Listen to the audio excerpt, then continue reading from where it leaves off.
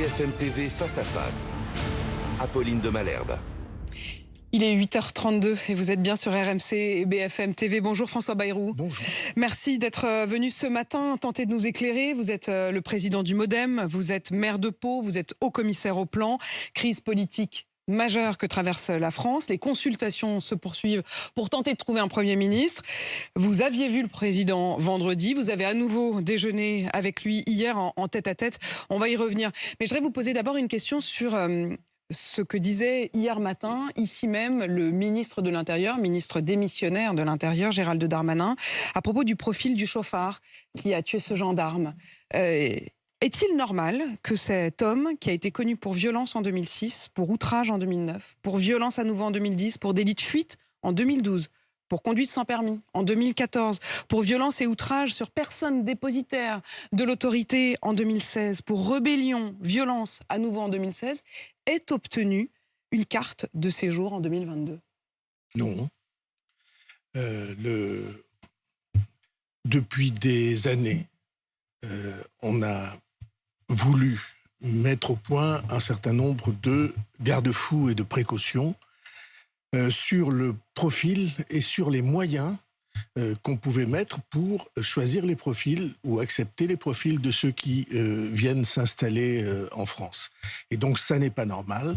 Alors je ne connais pas les détails de la procédure parce que, comme vous le savez, ça n'est pas le politique qui décide de ces sujets. C'est la justice au moins autant. La famille du gendarme est évidemment bouleversée et on le comprend. Oui, c'est le moins qu'on puisse dire. Malgré tous ces outrages, il avait d'ailleurs toujours 9 points sur 12 dans son permis, donc il roulait de manière parfaitement régulière et officielle.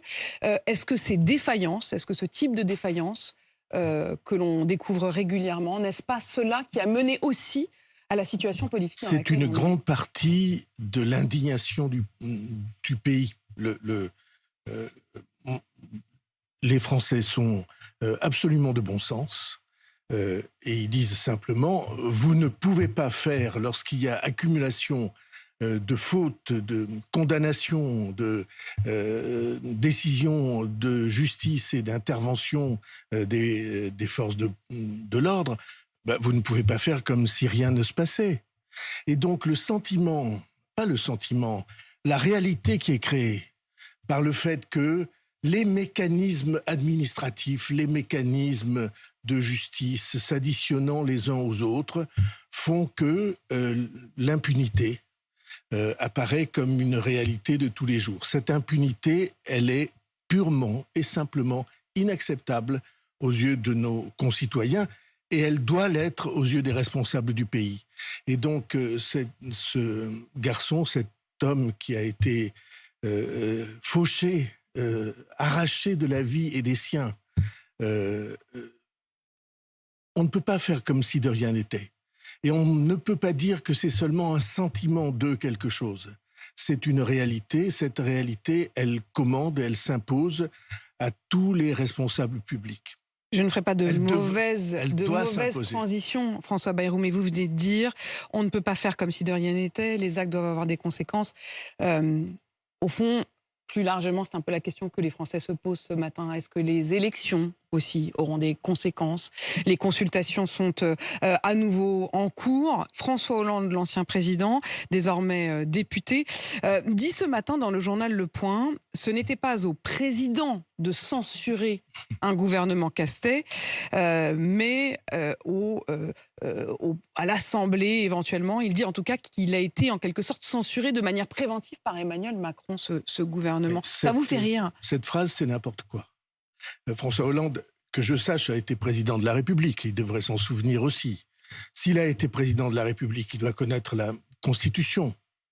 La Constitution, l'article consacré au pouvoir du président de la République, c'est en matière de gouvernement, c'est l'article 8.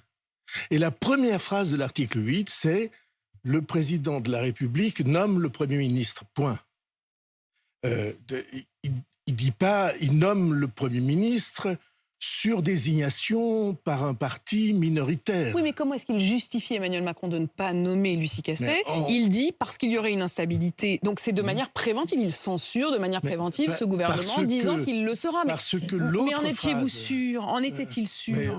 vous voulez rire, vous plaidez le faux pour entendre le vrai. Il n'y a strictement aucun doute. L'autre phrase, c'est « Le président de la République veille au fonctionnement régulier des pouvoirs publics ».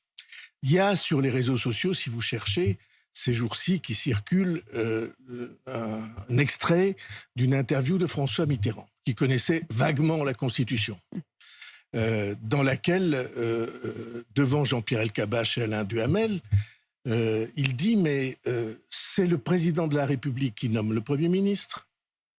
Et il parlait pour son camp, hein. Oui. Et nul ne peut l'y forcer. Et il n'est en rien obligé de choisir. Je cite à peu près exactement les mots de François Mitterrand, mais j'imagine que sur vos antennes, vous les retrouverez. Et nul ne peut l'obliger de choisir, même pas dans le parti le plus nombreux. Le président de la République, c'est la Constitution, et c'est pour des raisons très profondes que je vais vous rappeler. Pourquoi ? Il sait, vous voulez dire il sait, SAIT. Vous ne dites pas le président de la République, c'est la Constitution au sens la République, c'est moi. Non, parce que, non, en rien. Il sait du verbe savoir. Bien. Pertinemment, François Hollande. Non, mais il y avait un doute. Ce n'est pas parce qu'il fait semblant que l'on peut croire qu'il ignore tout ça. Il le sait parfaitement. Mais vous voyez bien que dans le jeu politique aujourd'hui, les jeux de rôle, tous ceux qui font semblant d'adopter une attitude qui en réalité ne correspond pas à ce qu'ils pensent profondément. Et donc, je reviens à cette affaire. Pourquoi est-ce que la Ve République a décidé ça? Parce qu'on a connu 15 ans où les gouvernements tombaient tous les 3 mois. Avec des gens de bonne volonté, quelquefois, Pierre Mendès France, par exemple, les gouvernements tombaient. Et le président de la République, et le général de Gaulle, avant même d'être président de la République, ayant fait l'expérience de cette instabilité, il a dit quelque chose de très simple. Il a dit, nous allons arracher l'exécutif, le gouvernement, aux manœuvres parlementaires.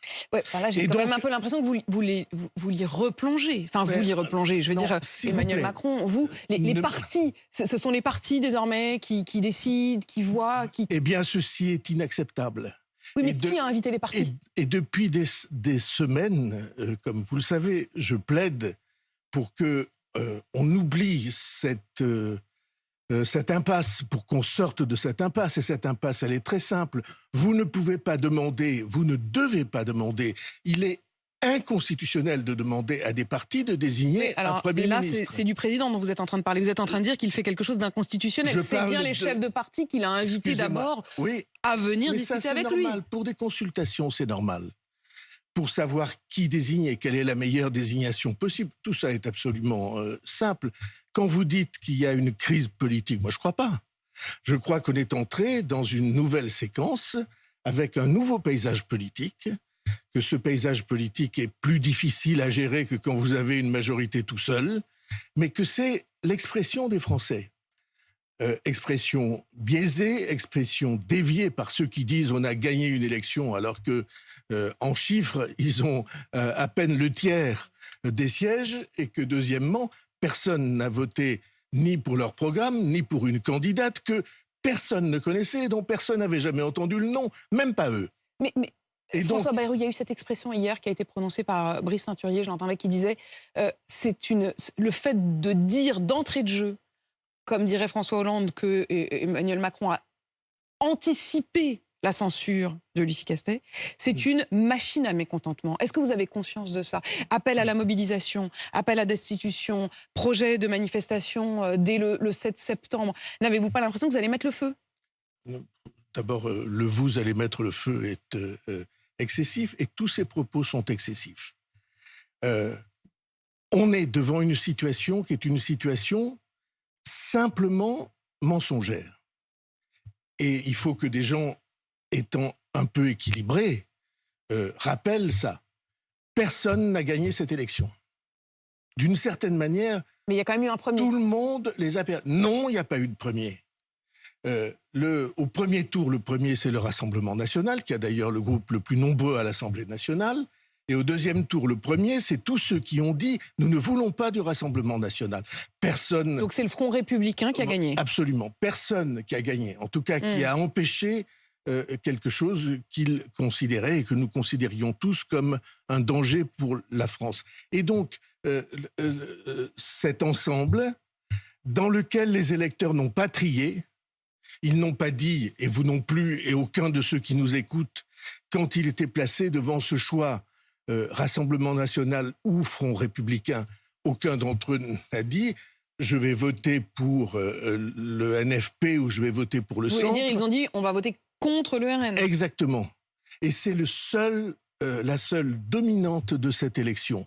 Et faire passer ce vote qui était un vote de, comment je pourrais dire, de salubrité ou de précaution ou de prudence nationale pour un vote de choix à l'intérieur du Front républicain, mais c'est une tentative de dévoiement de cette élection. Et maintenant, on fait quoi ?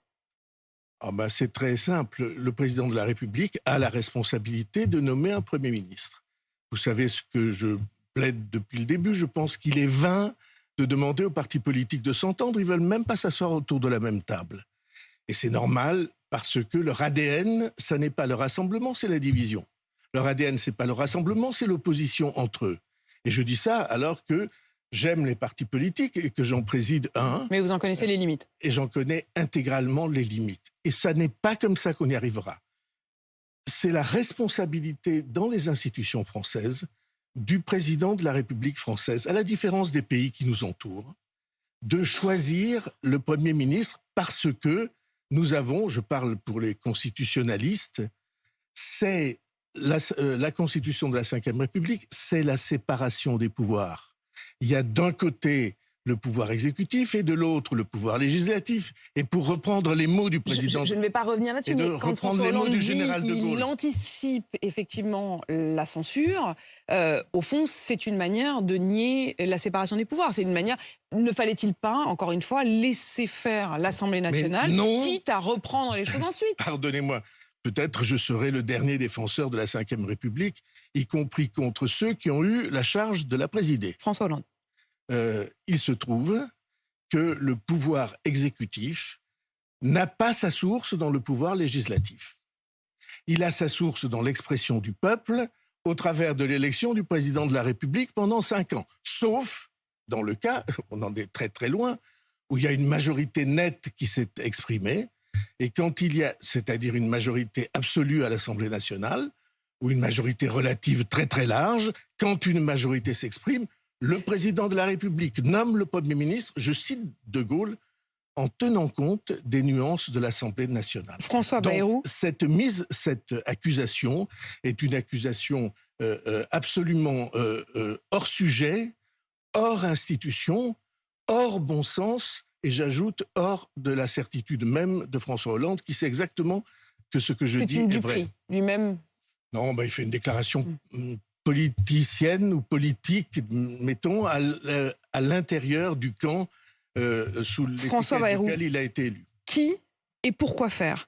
Qui d'abord ? Vous avez vous-même dressé un portrait robot de celui qui devrait rejoindre Matignon. Vous parlez de quelqu'un d'expérience, que les Français créditent assez largement de bonne foi, capable de discuter avec des gens qui ne sont pas de son avis ou de sa couleur politique. On parle rassembleur. Rassembleur. Bon, ça pourrait être vous. Vous avez fait votre propre portrait robot, je veux dire, on ne va pas se mentir ici. Non, ce n'est pas vrai. Il n'y a pas que vous qui correspond à ça, mais enfin, vous correspondez à ce portrait-là. Si nous prenons la question par cet angle-là, c'est-à-dire des responsables politiques, au sens plein du terme, c'est-à-dire qui répondent devant les Français de leurs déclarations, de leurs choix, de leurs orientations. Si les responsables politiques, chaque fois qu'ils sont devant une question, se demandent comment de cette question ils peuvent tirer un avantage personnel, avantage Je ou n'ai une pas du tout charge, dit ça. un François avantage ou Bayrou. une charge, parce Je que dis simplement celui que qui va accepter Matignon, c'est pas rien. je dans la lis situation. ce portrait robot que vous avez fait, cette fiche de poste en quelque sorte, et en effet, ça pourrait être vous. Selon cette définition, vous êtes, vous me direz pas le Apolline de contraire, vous êtes Malherbe. quelqu'un d'expérience. Un Euh, peu peut-être. Vous-même, et peut-être les Français en tout cas, vous considérez que vous avez de la bonne foi. Vous n'avez jamais refusé de discuter avec des gens qui n'étaient pas forcément de votre avis ou de votre couleur politique. Donc on est d'accord que ça coche toutes les cases. Non, oui, enfin... Oui, enfin non. Enfin, oui, peut-être. ce que j'ai dit là, je l'avais dit au mois de janvier lors de la nomination du Premier ministre précédent. Je l'avais dit lors de la nomination de la Première ministre précédente. Parce que je crois que c'est ce dont on a besoin. Vous savez, il y a deux visions. Il y a ceux qui croient que le Premier ministre est un exécutant aux ordres du président de la République. Ce n'est pas votre cas. Je n'ai jamais cru cela. Je m'y suis opposé sous Nicolas Sarkozy, sous ses successeurs, jusqu'à le plus récent. J'ai jamais cru cela. J'ai pensé que la responsabilité de chef du gouvernement est une responsabilité à part entière. Et c'est une responsabilité vis-à-vis du pays que de définir pour lui une politique et d'être capable, cette politique, de la défendre devant les assemblées, devant l'Assemblée nationale et le Sénat, y compris en discutant, en dialoguant. Je ne veux pas employer le terme de négocier parce qu'il rappelle autre chose, mais avec les forces politiques, y compris celles qui ne sont pas de votre avis. Bernard Cazeneuve? Je pense qu'il répond à ce portrait robot. Didier Migaud? Je le connais moins, mais il a une expérience. Président de la Cour des comptes? Xavier Bertrand? Xavier Bertrand, est-ce qu'il aurait le soutien de son parti? C'est ça la seule question. Christine Lagarde? On dit, elle a eu une expérience, mais je ne veux pas entrer dans ce jeu-là. Peut-être vous vous rendez compte, on est devant une explosion continue, non pas de la politique, mais de la société. Vous savez, ce très brillant sociologue qui a dit qu'on était devant une archipélisation de la société, Jérôme Fourquet, qu'on était devant, au fond, l'éclatement. Chacun s'isole dans son camp. C'est ça qu'on est en train de vivre en politique. C'est pourquoi ce n'est pas une crise de la politique, c'est une crise de la société. Mais il y a des moments où on l'a bien vu, on est capable à nouveau de vivre. Mais on l'est capable, ensemble. C'est pourquoi je ne signe pas votre expression de crise politique. Je pense qu'il y a un moment de mutation, il y a un changement très important dans lequel on ne peut plus se contenter d'avoir des exécutants qui, à l'Assemblée nationale, annonce un programme et tous les députés votent la main pour voter oui. Pour faire quoi, François Bayrou, vous, Premier ministre, est-ce que vous accepteriez, par exemple, de revoir la réforme des retraites? Est-ce qu'elle est améliorable? Est-ce qu'elle est réformable? J'ai dit que la réforme des retraites, pour moi, était améliorable. Maintenant, la question du SMIC. Et je ne l'ai pas dit depuis aujourd'hui. Je l'ai dit depuis le jour où elle a été proposée et adoptée. Mais évidemment, ça a un sens plus particulier aujourd'hui, dans ce moment où il faut tendre la main. Est-ce que le SMIC à 1 600 € vous paraît quelque chose de faisable? Je pense que c'est une erreur. C'est une erreur, le SMIC à 1 600 €? Je pense que n'est-ce pas, mais vous allez... c'est extrêmement simple. Ceux qui gagnent 1 600 € aujourd'hui, ils sont 200 € au-dessus du SMIC. Ils ont dû travailler parfois dur pour y arriver. Et vous vous trouvez dans une situation où ils vont être rattrapés par le SMIC. Sauf si eux aussi, leur salaire monte. Oui, j'ai un ami qui est un chef d'entreprise dans le domaine du nettoyage. Beaucoup de mérites, remarquable réussite. Il a 3000 personnes qui travaillent dans son entreprise. Les prix qu'il a fixés dans les contrats avec les collectivités locales ou avec les entreprises ou avec les hôpitaux parce qu'il les nettoie, ces prix sont fixés quelquefois pour 3 ans. Et vous allez augmenter sa masse salariale de 15%, 20%. Vous redoutez que son entreprise ne périclite? Mais ça n'est pas moi qui le redoute, c'est lui. D'autant que dans le même programme, il y a le blocage des prix. J'ai souvent pris comme exemple un boulanger. Avec ses charges salariales, ses charges d'énergie, il vend la baguette, mettons, 1 €. C'est un exemple. Si vous augmentez sa masse salariale de 15 ou 20%, qu'est-ce qui va lui arriver? Eh bien, il fabriquera plus de baguettes. Il fera des pains fantaisie. Et donc, et encore, s'il reste ouvert. Parce que ne croyez pas que beaucoup de ces entreprises soient en situation garantie pour l'avenir. En réalité, on articule des promesses électorales qui sont dangereuses et intenables. Et vous voulez que le président de la République, par exemple, reste indifférent à ses choix. Je rappelle, il a en charge le fonctionnement régulier des pouvoirs publics. Et c'est dans cet esprit-là qu'il dit il faut chercher d'autres solutions que celles qu'on a voulu nous imposer. Merci François Bayrou, président du MoDem, haut commissaire au plan, maire de Pau. Ça peut se régler vite? Oui, je pense que Question de jour? ça pourrait se régler vite. Il suffit de trouver l'oiseau rare. François Bayrou. L'oiseau au masculin ou au féminin. On a bien compris. François Bayrou, merci d'avoir été mon invité ce matin. Vous qui ne croyez pas à une crise politique, mais à un moment de mutation majeure. Il est 8h53 sur RMC BFM TV.